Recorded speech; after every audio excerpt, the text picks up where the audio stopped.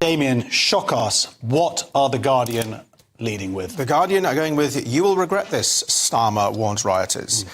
A hotel for asylum seekers in Rotherham was set alight as violence continues. And this, of course, is about the kind of tragic scenes that are unfolding across the country. And, you know, with this escalation in violence seemingly getting worse, and, you know, Keir Starmer's called it far-right thuggery, and, you know, and in that sense, you know, he accepts that people have been radicalised, which is, you know, an interesting point, because the question then has to be, well, what is radicalising people? And some people argue it's, you know, Russia or Elon Musk or Twitter or Tommy Robinson. But of course, for the people rioting, who obviously clearly have nothing to lose. I mean, the more he says these things, the more the violence escalates. So you have to ask yourself what's going on. And, you know, Martin Luther King, right, said a riot is a language of the unheard, which you would, you know, you should never really use for this kind of thing. But, of course, it's used all the time for civil unrest and violence. So it's true whether you like it or not. And so the question really has to be, if you want to solve this quickly, you have to work out what the essence is of that radicalisation or that anger that drives people to feel like they have nothing left to lose. So it's not very funny. I can't really think of any funny... No. We'll get to the funny stuff in a bit. But, Nick, I mean, you know, Damien, of course, has a point here. And then you had Starmer before he said, I won't shy away from calling it what it is.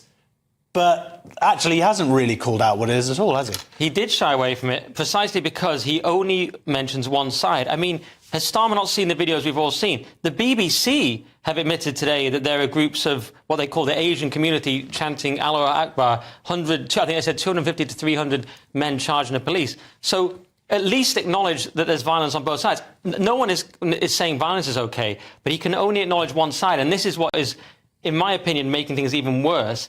He said people in this country have a right to be safe, but that's what's been taken away from people. That's what they feel. They feel that slack immigration policies have made the country less safe, and there's many instances we could cite.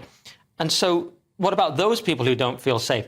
Now, no one is saying that violence is OK, but why have the normally tolerant British people been pushed into a kind of atavistic, primitive rage? There's got to be a reason for it. So some people are saying we should just condemn the violence and not talk about the reasons at this stage. It's like, no, we have to talk about the reasons. We'll get on later. Well, this is not... I mean, is it about condemning? I mean, arguably, the first thing is to stop the violence. So this is what they seem to be really pushing for, which is right. So, of course, the violence, we need it to stop as soon as possible. It's all about deterrence. It's all about pushing for this thing, these all-night courts. Like he was in charge in 2011 with the court. You know, they were open all night. They handed down, rightly so, to those riots back then, harsh sentences. They've already arrested about 450 people, and they are being very clear about this.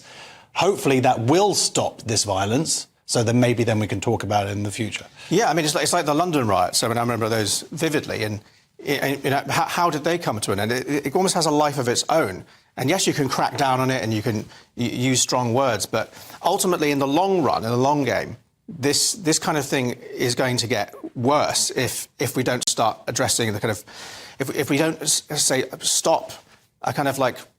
low-level gaslighting from the ruling class, that there can not possibly be any connection whatsoever between, say, experimental levels of mass immigration, the likes of which nobody's ever seen before, and, say, an increase in violent events. That you can go back to the Manchester bombing, you can go to Nottingham last year, or there's a litany of them, you know, Kent, Lee Rigby, whatever. I mean, just to say there can never be or is no connection between those two things is the kind of undercurrent gaslight, which has to be kind of nipped in the bud. And that's what that police commissioner was Well, this is what we're going to talk about that. Yeah. And there's actually some brilliant articles of gaslighting, like which we're going to get to later on in the show.